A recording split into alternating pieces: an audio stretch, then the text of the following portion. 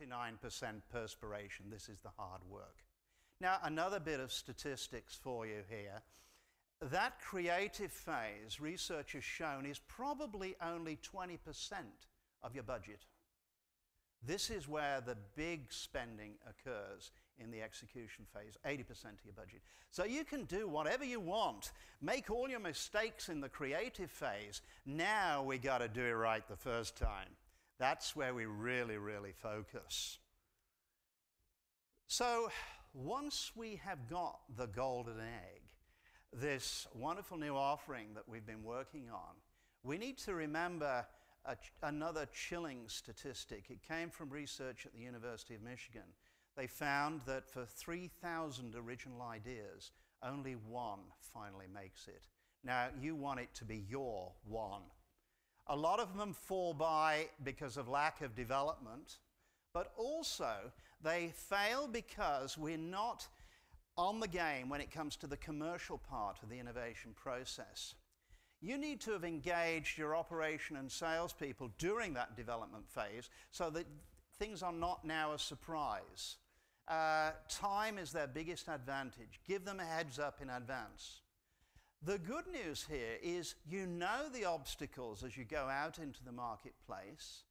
You know in your delivery chain, for instance, where the opportunities exist. You know the potential new adopters. You also know the risk with your suppliers in your supply chain because you should have done that back at the tipping point. So you should be well ready to move out and start getting your product in the hands of the customer. I'm now going to change gear. I have taken you through the innovation process, and I want to now step into the bigger world outside of us. And what I'm showing you here is data from the report of the World Economic Forum. You've heard of them. They've been meeting this last few days in Davos. Last year, their report, this year's has not come out yet, looked at 139 countries around the world and compared them from many different perspectives. What I have here is their analysis from the perspective of innovation. Now, a word of caution. I'm not sure that the people in the WEF fully understood what innovation is. I don't mind saying that, by the way. They tended to focus much more on the execution part of innovation, not so much on the creative part. That's why I've spent some time taking you through the process. But for all of that, some very interesting data comes out of it. Look at this. This is the league table. Interesting, even though Japan is not doing too well over the last 10 years economically, certainly it's up there at the top in terms of innovation. Number one. May come as a surprise to you.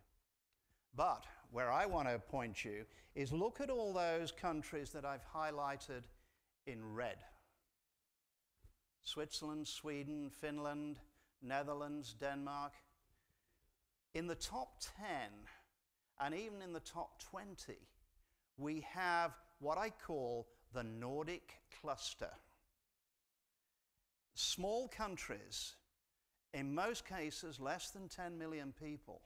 And I think this is a very important message for everybody in this room. And that's what I want to develop now in your minds.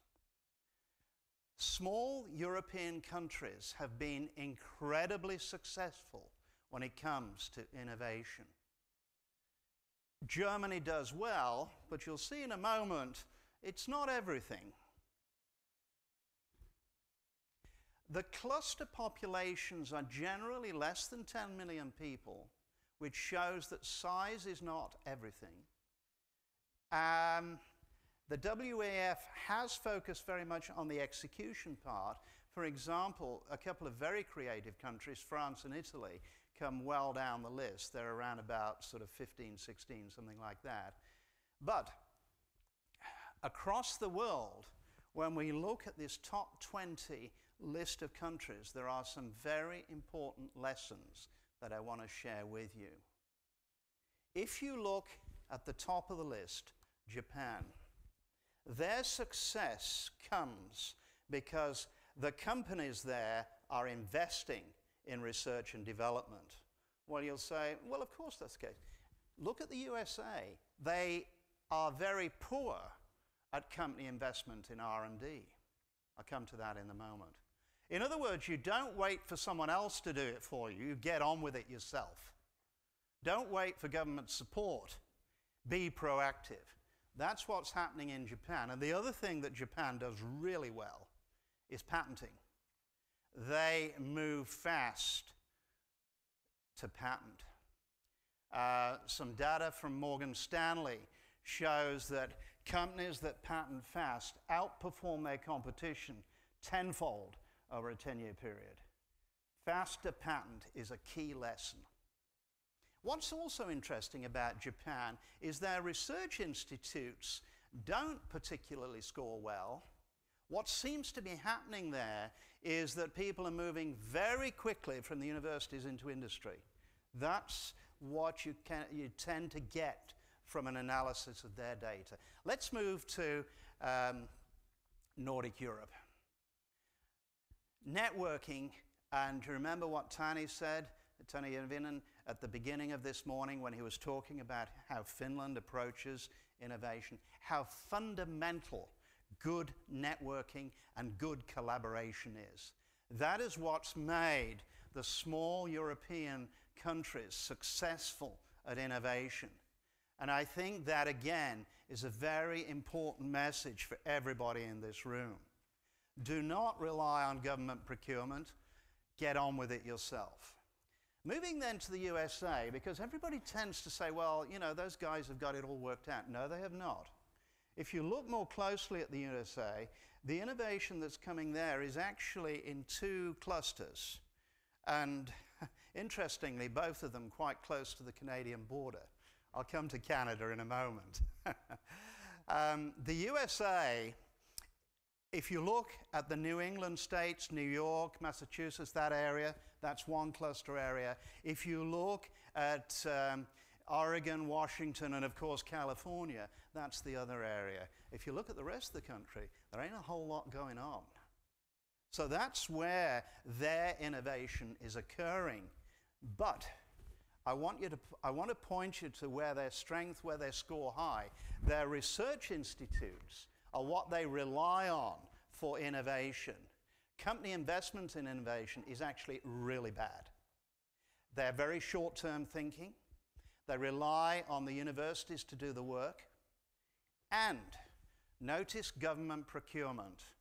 They are the highest of all the countries in terms of dependence on government procurement to drive innovation. Now, what's the biggest item in the American budget? I think you all know that.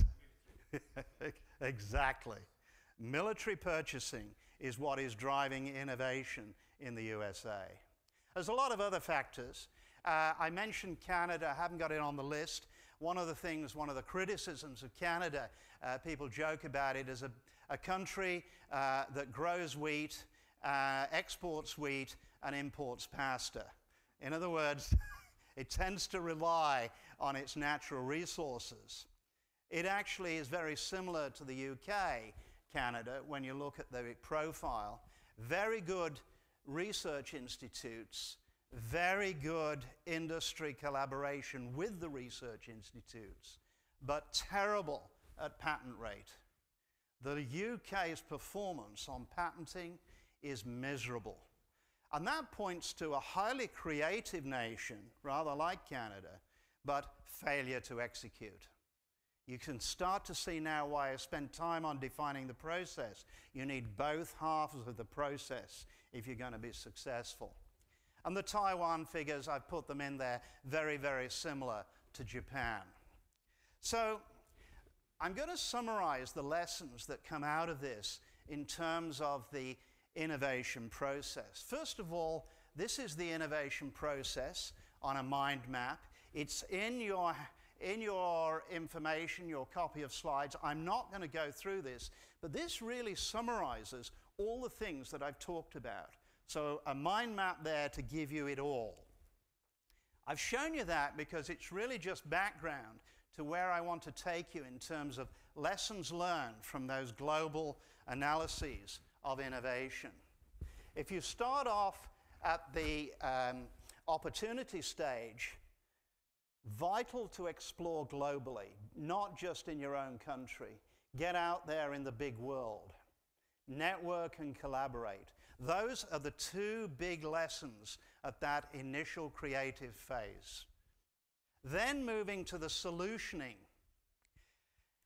What are the core competencies that you have in your business? Because those are very difficult for your competition to replicate. Remember those. If you have to subcontract competencies, okay, do that.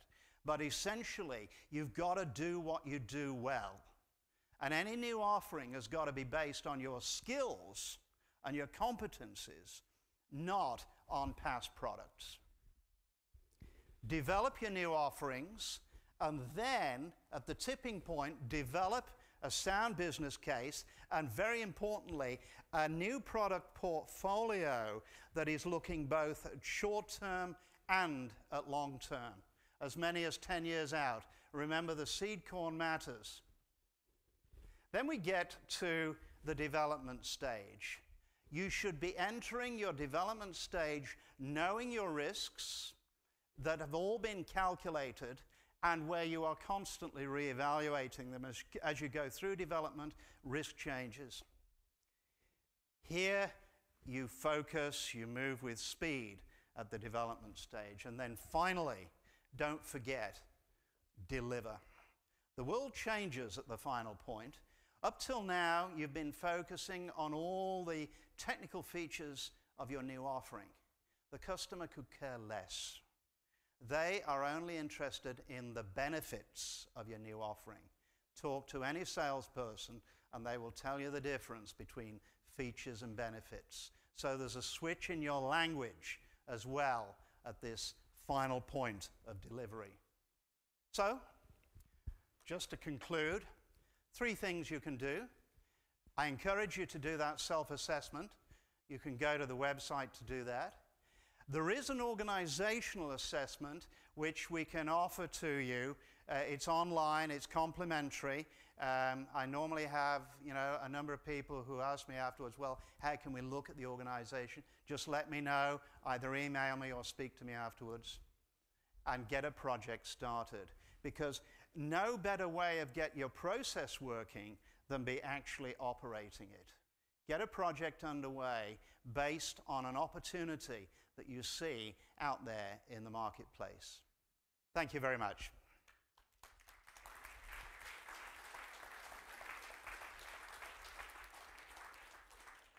Well, thank you very much for a very comprehensive